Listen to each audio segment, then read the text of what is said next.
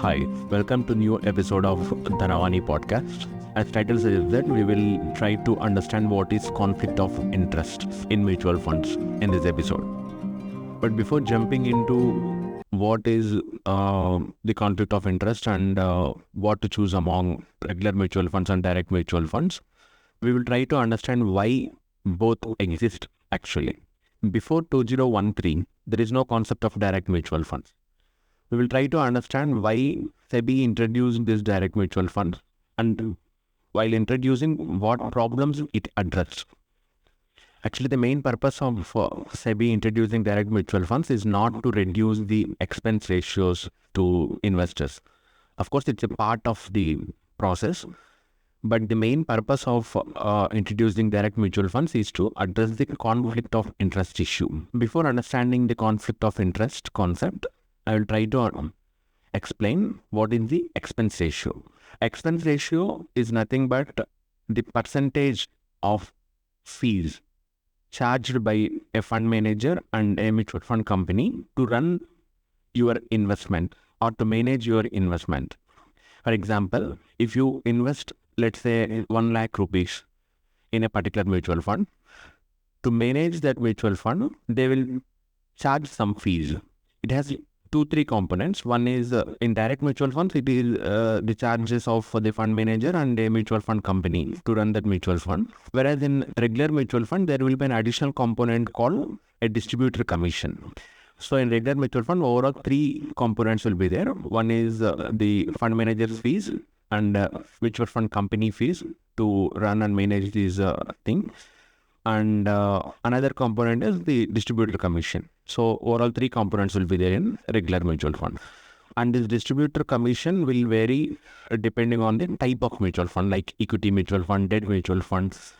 I will tell some brief thing about the equity mutual fund. The equity mutual fund is nothing but the fund which you are contributing. Let's say 1 lakh you invested in equity mutual fund. The fund manager will try to allocate majority of that portion to buy equity shares. Whereas in debt mutual fund, majority portion will be allocated to purchase bond, where the fixed income will be assured. As the process understand, you can realize that equity mutual funds are more volatile depending on the market conditions. So that's why distributors also will have better commission structure in equity mutual funds. Here the problem of conflict arises. I will try to give you one example to understand better. Suppose an investor came to an MFD. Because at the time before 2013, before introducing these direct mutual funds, there is only concept of regular mutual funds, where in regular mutual funds, all the 3 components of were present in the expense ratio. When you approach an MFD for suppose a retired person is approached an MFD with his retirement corpus to invest in mutual funds. MFD's duty is to analyze what is their investment goal. Suppose in a retirement phased person, main purpose of investing is to protect the capital. Instead of growing the capital, the protection of capital is the primary concern for them. So some of the mutual fund distributors, instead of addressing the problem, addressing the goals of suppose in that case, the mutual fund distributor should allocate majority of the portion to debt mutual funds, where income is slightly assured when compared with the equity mutual funds, and volatility also will be very low. So as the capital protection is the primary concept of investing for that particular retirement person, he must allocate more into the debt mutual fund. As I said, the distributor commission in debt mutual funds will be a bit low. So what's happening at that time is some of the mutual fund distributors used to allocate majority of the portion to equity, even though that investor is not suitable for the equity by considering his age and the purpose of investment. They will try to allocate more into equity because they will get more commission structure.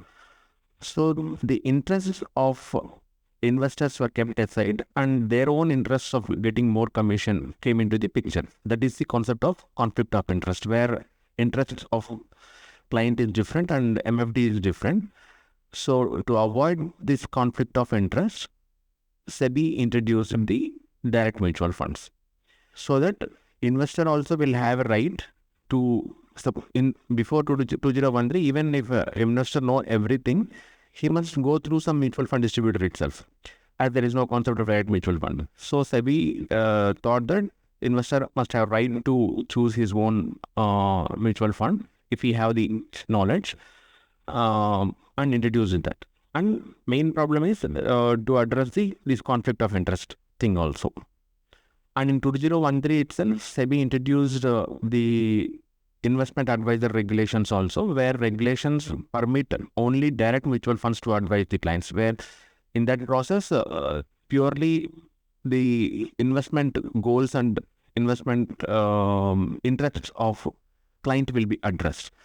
As SEBI RIS shouldn't advise in regular mutual funds, they must advise in only direct mutual funds, so that as distributor commission and all won't be there in direct mutual funds.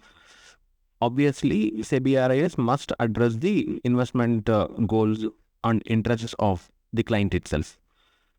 So usually when people tell that we should choose direct mutual funds only to reduce the expense ratio, that is not the concept actually. It's always better to avoid the conflict of interest instead of just seeing the expense ratio. Coming to the concept of what to choose, like regular mutual funds or direct mutual funds, my personal suggestions is if you are already investing with some MFD, and if you feel that he is genuine enough to address all your investment goals and advise accordingly, then you can continue with them.